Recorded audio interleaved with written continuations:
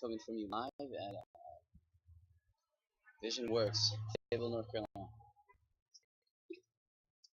Just got out of the skate park. Was there, I saw what happened. Last time I did a double kickflip down a 5-set was probably when I was 15. Just did it again. Pretty sweet. Checking out the guitars. I played the most expensive guitar on the wall, of course. But here's the story. Early in our marriage, when Mike was the head basketball coach at West Point, I told him that one day I was going to write a book and I already had the title. The season never ends. Blueprint Basics. It's important to remember that every person is different and has to be motivated differently. When our goal is to try to do our best, when our focus is on preparation and sacrifice and effort, instead of numbers on the scoreboard, we will never lose. I'm a teacher and a coach. A couple of days after we won our first national championship in April 1991, Christian Leitner came into my office and plopped himself down on the couch.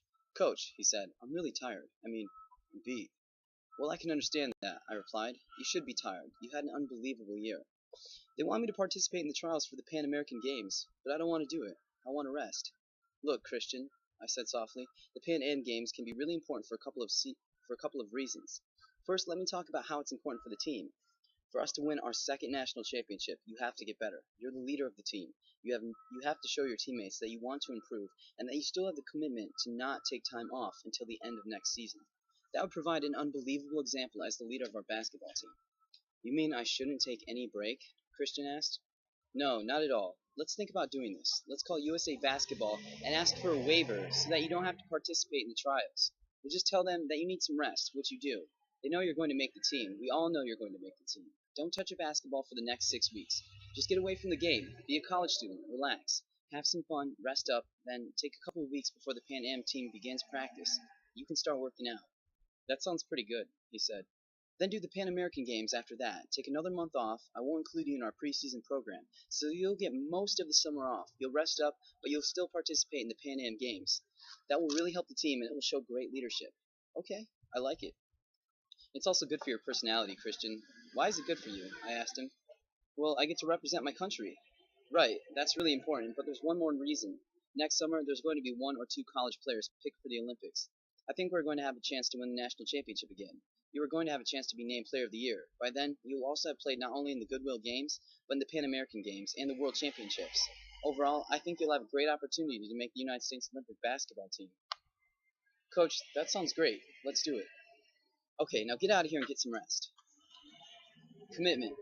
That summer, Christian Leitner did everything I advised him to do, and the following year, we did win the national championship. He was named Player of the Year, and he did make the Olympic team. As a matter of fact, Christian was the only college player selected on the gold medal winning Dream Team. The first professional athletes were all allowed to compete in the Olympics. In that situation, I think both Christian Leitner and I demonstrated a great deal of commitment to each other and to the team. I would not have been doing either him or our team any favors if I had agreed with him that he should take the entire summer off, nor would it have helped matters if I had demanded that he play in the Pan Am Games, or if I had tried to make him feel guilty by saying something like, "How could you not do that for your country?" Instead, I made suggestions and guided him to make the right decision. I knew that Christian was tired and that if he made a decision on his own at that moment, he was likely to make the wrong decision. I also thought he'd probably regret not playing in the Pan Am Games once he was finally rested. My early commitment to him and his parents was to give 100% of myself in coaching, teaching, and advising whatever was in his best interest. Going to the Pan Am Games helped him grow as a player and as a person. He became a better leader for our team, and the level of his play rose significantly as a result. Personally, and as the head coach, I would have regretted a wrong decision. It was the right thing to do for our basketball team. If Christian showed his commitment at that point, the way we structured it together, everyone else on the team would have an easier time being committed. In other words, if the leader is committed, there will be a greater chance for the followers to be committed. Leitner was the leader on the team. Everything revolved around him. All the other players knew he was tired. His actions set the tone and inspired the rest of the team to commit themselves to try and win the national championship again. Leitner showed everybody that he was still hungry, that he wanted to have another great year. To me, that is a major form of commitment. A leader has to let his players have the freedom to show their personal commitment to the organization. If people invest time in something, they're more likely to become valued members of the organization. So I utilize the summers as a time to give the players a chance to demonstrate their personal commitment. In general, the summer is a great time for a player to learn more about himself. If he constantly stays in the role that is expected of him, there is a great tendency that he will be confined to that role. He begins to accept a certain set of limitations for his performance, but given the opportunity, he may be capable of much more. So we encourage our players to keep active, to do different things during the summer that help them develop and grow as people, and it does not necessarily have to be something in basketball, like Pan Am Games or the Goodwill Games. Shane Bacher, for instance, spent one summer working as a stock analyst on Wall Street. He spent another summer in Chicago working for a big marketing firm. Other players do similar things, and then they come back to us in August or early September with new skills and a greater maturity. In turn, that helps the team's overall skill and maturity. It's similar to many large companies who have offices in different cities around the country. It's not a bad idea to have an accountant or an engineer visit those offices for a few weeks. It gives them a chance to learn more about various aspects of the overall organization. It exposes them to other skill sets. It's like sending them to an executive program to prepare them for a future higher leadership role in the company. If they are going to progress up the line, they will need to be exposed to the intricacies of all the various aspects of the organization. A leader must be committed to helping people grow. My commitment to each player is to help him realize his full potential, to be the best he can be, and his commitment to me is to try to do his best. Overall, we strive for a commitment to our organization, a commitment to our team, and a commitment to one another, and there is always a commitment to excellence. Excellence. Every now and then, I will talk to our players about the Duke Chapel and the beautiful wood carvings on the altar, which all of them have seen. Fellas, remember all the magnificent intricate detail in the woodwork on that altar, I'll say? The person who did that work was an artist in every sense of the word. Who did the artist do that for? I'll ask them. Well, he was paid by somebody. Probably, but I believe the artist who did this work would take the same care and be just as precise if he were whittling on a stick next to a stream. He would do it because he wants to please himself, because he takes pride in everything he does, and because a true artist is about excellence. Well, fellas, that's what we should want to do. We should want to be excellent in everything we do, and we should want to please ourselves. Then, hopefully, people will look at the work on the court and say the same thing we're saying about the altar. Hey, it's pretty damn good. An artist has his own expectation levels and sets his own standards, and whether he's getting paid $1 or getting $1 million, he's going to do the same great job. He's going to put everything he has into it, every time out. That's excellence. That's pride. My personal motivation as a coach has always been the pursuit of excellence. I'd rather create a masterpiece every time out than have peaks and valleys, where I'm superb one day and mediocre the next. In addition, I do not let someone else define excellence for me. I feel good about what I'm doing just because I'm doing it. When a leader is constantly in the public eye, it's tempting to let the media determine whether his team is as great or as bad as they are made out to be. It's like that sculptor or painter who has to block out what other people say about his work. You may get some good suggestions, but ultimately you have to paint for yourself. My hunger is not for success, it is for excellence. Because when you attain excellence, success just naturally follows. Motivation. Right after we won our first NCAA tournament,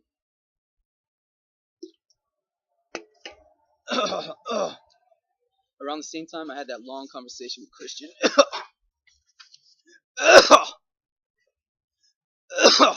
later about the Pan Am Games, the media began talking about Duke defending national championship. Well, I immediately called our group together. I don't want anybody on this team to allow the press to set our goals for us or to define our dreams for us. I said to the players as we were all gathered in the locker room, we are not defending a national championship. The word defending implies that we will be back on our heels protecting something. No way, guys. We cannot win another national championship on our reputation. We have to go out and earn everything we get. We are not defending anything. We are pursuing a national championship. Pursuing. I did not have to think too long about calling the players together for that little motivation session. I felt it was important, so I took action immediately. A leader cannot motivate people by simply writing something down on paper, handing it out, and then saying, here, do this.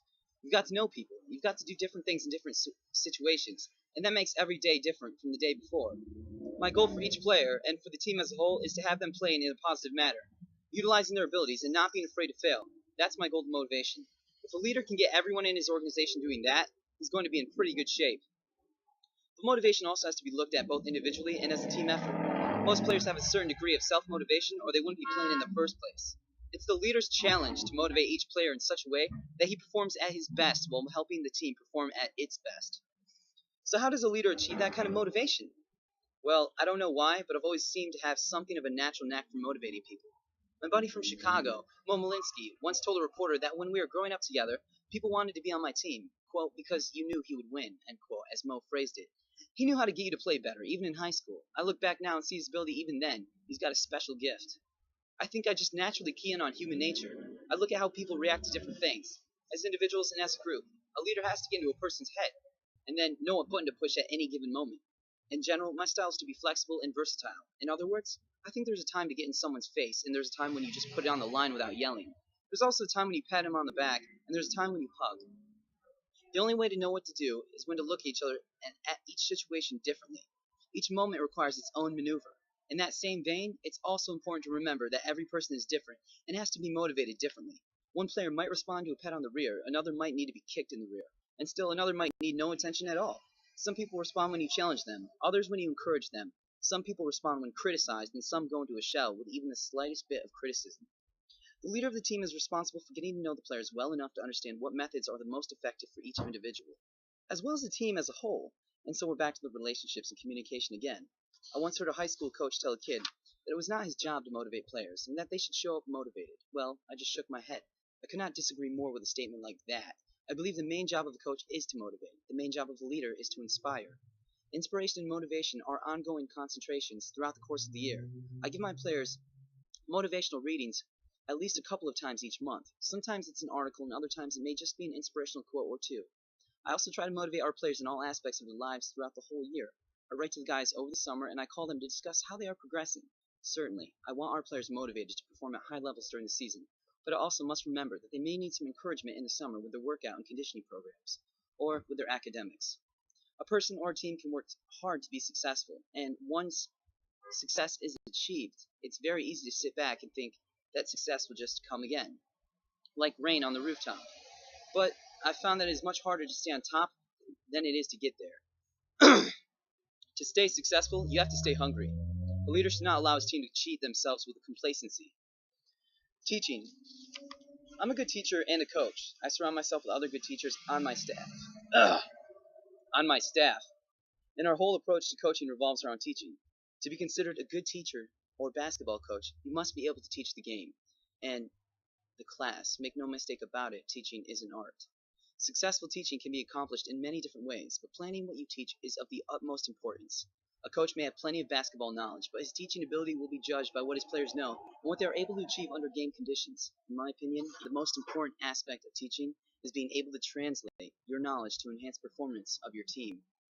Can your players become instinctive in their game-like habits and react as one when they are playing offense or defense? A positive answer to that question is my goal when I teach my basketball team each season. Every summer, we have about 1,200 youngsters in town for our Duke basketball camp. Mickey and my daughters all work at that camp, and it's always sold out. Now, I can get tired of traveling, but I never get tired of the camp. It excites me, partly because of the enthusiasm of all the kids, and partly because teaching is what I love most in the world. Teaching, of course, is the most important part of our camp. Our emphasis is on fundamentals based on the age and skill level of each camper. When a camper leaves Duke, we hope that he has had a good time and he has shown improvement. We also hope that in some way we have helped him become a better person. The players on our Duke basketball team, if they wish, also have an opportunity to participate as teachers. I really believe it helps our players' development to get involved with the camp. When they teach young kids the fundamentals of basketball, they're also reminding themselves about what they themselves should be doing. They're saying, they're showing, they're doing, all with younger people. In essence, they are learning themselves, and to teach is to learn twice, as the adage goes. Some ladies like yelling for help, dude. No idea. Once the regular season begins again, I found that the players who participated in the camp are easier to teach, which is a side benefit to me. That's another reason I encourage our players to go and play on other teams for other coaches. When they participate in international competition, I know they will have the opportunity to learn some new things from the great coaching staffs that are assembled. A leader can't be afraid to let someone else educate members of his team. They can only obtain a broader perspective by venturing out on their own. Also, when I get them back after the summer, I invariably have found that they've grown, both in the knowledge of their sport and in the development as people. I also find that upon their return, the players have often obtained a greater appreciation for what they may have at Duke. Man, am I ever glad I'm playing for you, I've heard from more than one returning player. Boy, coach, I really like the way we travel better. And when they get back, I'll ask them if they picked up anything that our Duke team might be able to utilize. What do you like most about the way they did it, I'll ask. I mean, be honest. Well, I really like this neat little drill they did in practice. Show it to me, maybe we can use it. Well, we are teaching our players. We can also learn from them. If you're a good teacher, you know that the arrow goes both ways. You give to the group gives back to you. I think it takes tremendous confidence to be able to send your kids off to learn from another coach and then come back to your system. Some leaders, especially in competitive business, feel that an outstanding employee might be hired away by an outside firm, and that's a valid concern. But if you really have a strong relationship with the individual and you've treated him right in the past, it's a risk worth taking, especially when you consider the potential knowledge and experience he might bring back to your organization.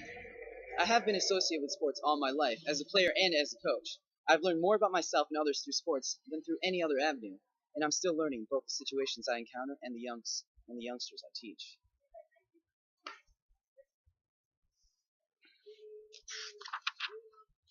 Oh, next is fam. I got like 3 pages. Wow.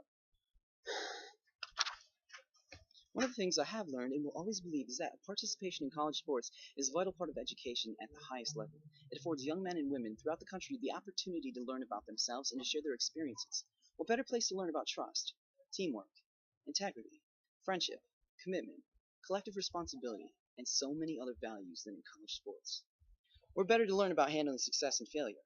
We're better to learn to work with other people to overcome the obstacles that can prevent all of us from reaching our true potential. We're better to learn to express enthusiasm appropriately, to develop discipline, and to polish communication skills. I believe that college sports, as an extension of what we do and learn in the classroom, is an invaluable part of higher education. And for me personally, the best thing about my profession is that I can teach. The personal relationships that are developed, the impact that I'm able to have on the young people and their development as human beings is incredibly worthwhile to me. Teaching is the heart of my coaching style. If I teach them well, winning games will be the natural result. If my goal had to be only winning games, I wouldn't be a coach. Trying to do your best, learning about your limits, and then trying to extend them. This is the proper perspective for a leader to have. As teachers and coaches, we should remember that when winning is merely our only goal, we are doomed to disappoint and failure. But when our goal is to try to do our best, when our focus is on preparation and sacrifice and effort, instead of on numbers and on the scoreboard, we will never lose.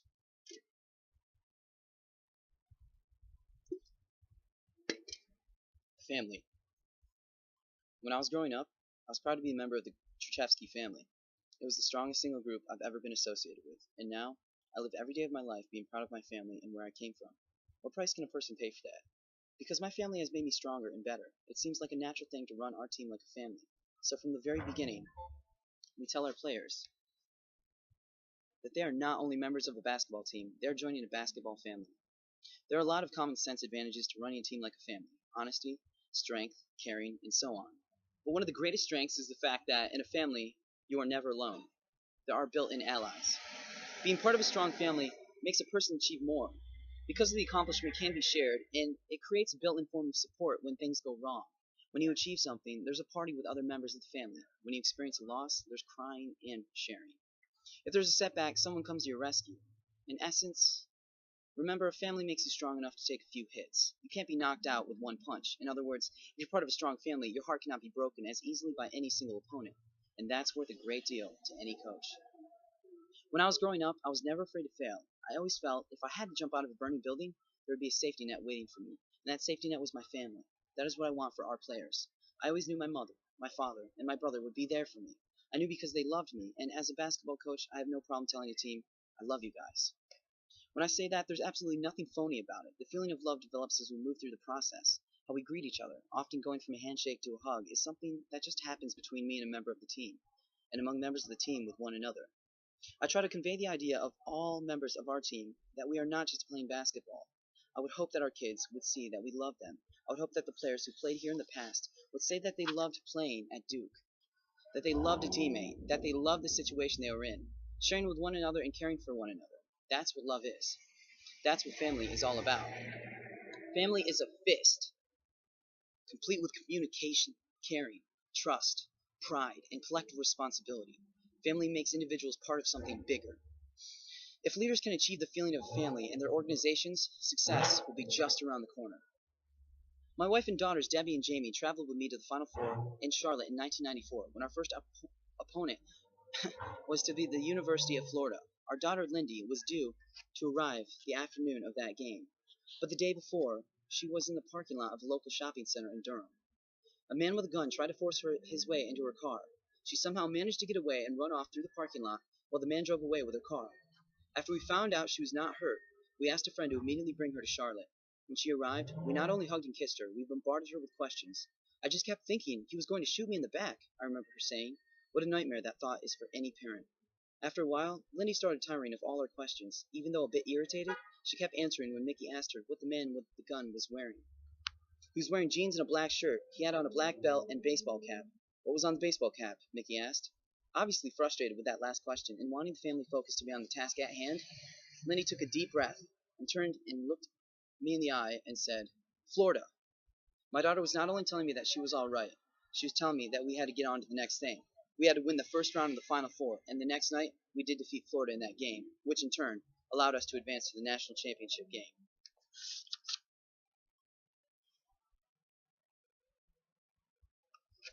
Coach K's tips. If the leader is committed, there will be a greater chance for the followers to be committed.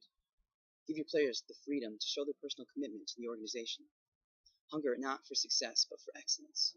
And don't let anyone else define excellence for you. Motivation has to be looked at both individually and as a team effort. Each moment requires its own maneuver.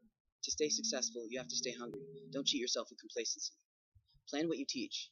While you're teaching your players, you can also learn from them. When your organizations operate like a strong family, you can't be knocked out by one punch. Family is a fist, complete with communication, caring, trust, pride, and collective responsibility. Family makes individuals part of something bigger.